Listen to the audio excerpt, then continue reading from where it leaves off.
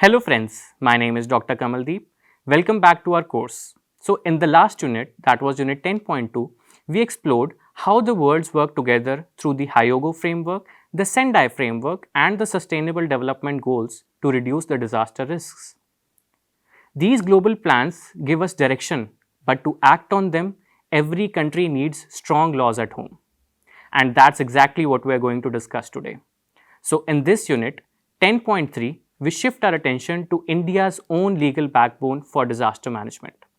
The Disaster Management Act of 2005, the Environment Protection Act, and the model building bylaws that shape our cities. So together these laws answer three simple but very important questions. Who will do what during a disaster? How do we prevent disasters from happening? And how do we build safer homes, cities and industries? So let's walk through each one in a very simple and a very clear way.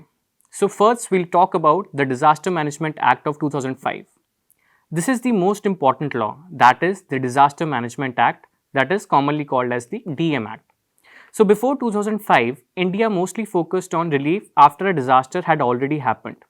But the devastating experiences of floods, cyclones, earthquakes, and industrial accidents showed that we needed a more organized system.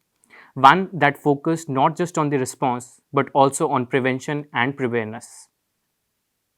The DM Act brought this major shift. So, what does the Act exactly do? It creates a structured system at every level.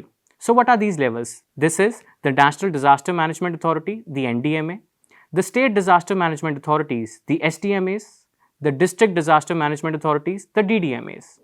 So these bodies plan, coordinate and guide everything from evacuation to early warning and from rescue to reconstruction. So this act also established the National Disaster Response Force, that is the NDRF, that trained teams who reach the disaster sites with specialized skills, equipment and medical support. Now saying all this, why is this important? It means that during the cyclones, floods or industrial accidents, there is no confusion.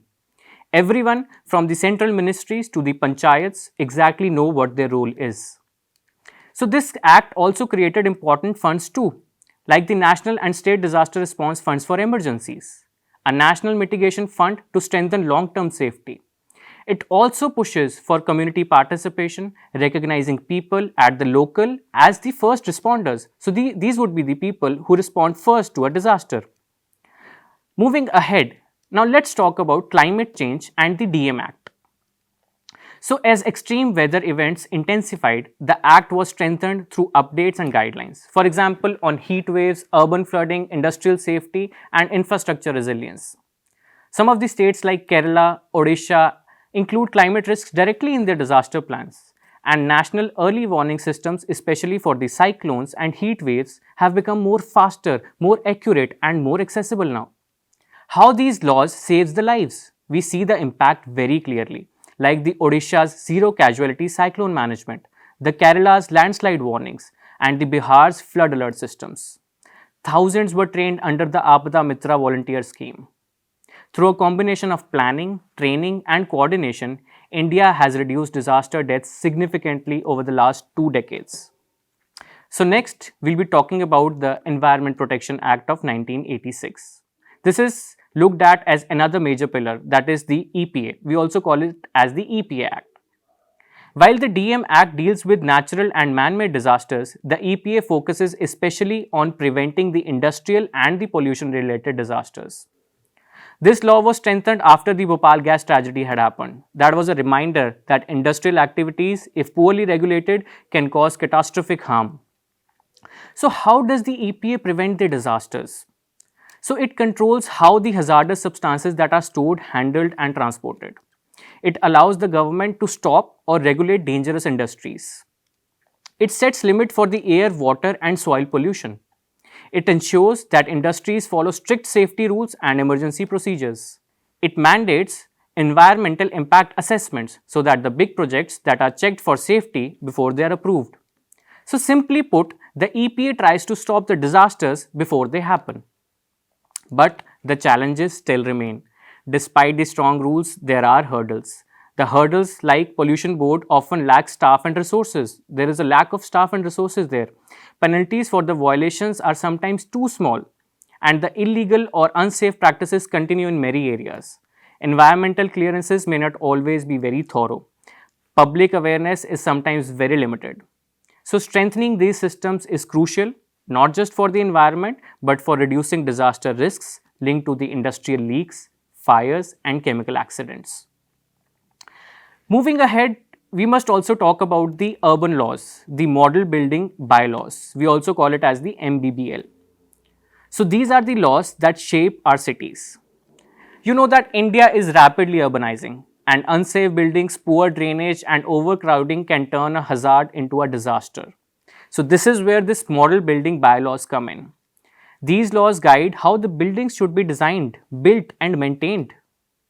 What would be their key features? So, their key features include earthquake resistant design, especially in the seismic zones, wind and cyclone resistant structures in the coastal regions, fire safety provisions like the exit routes, alarms, and sprinklers, setbacks and open spaces to allow evacuation and emergency access, rainwater harvesting and drainage to reduce urban flooding. So, why are these bylaws important? Because a well designed building can survive an earthquake, a cyclone, or a fire and can save lives. And a well planned neighborhood can prevent floods, congestion, and major emergencies. However, the implementation is not always easy. There are some challenges. So, what are these challenges? The illegal constructions, lack of technical staff in the local bodies, the outdated rules in some states, informal settlements that follow no building standards. Strengthening urban planning is essential, especially as climate change brings more intense rainfall, heat waves, and storms. So, now bringing it all together, if we step back and look at the big picture, one thing becomes very clear. The DM Act tells us how to manage disasters. The Environment Act helps stop industrial and pollution related disasters. The building bylaws help us design safer cities and buildings. Together, they form a proactive shield, one that keeps disasters from turning into tragedies. These laws also work closely with global frameworks like the Sendai and the SDGs, helping India move towards climate resilient development. So, friends, today we explored the legal backbone that protects India from the disasters, from large national frameworks to the rules that shape our cities and our industries. These laws may not always be visible, but they quietly guide how we build, plan, prepare, and respond. They help in transforming India's disaster journey from fear and loss to resilience and confidence. In the next week, that is week 11, we shift from loss to something very equally powerful, that is communication. Because even the best plans must reach the people at the right time. So we'll explore how radio, TV, and community media spreads awareness, how social media helps in real-time response, and how misinformation can create chaos. So why communication challenges remote areas can cost lives. So join me in the next unit where we learn how information itself becomes a life-saving tool in disaster management. Until then, thank you and see you in week 11. Thank you so much.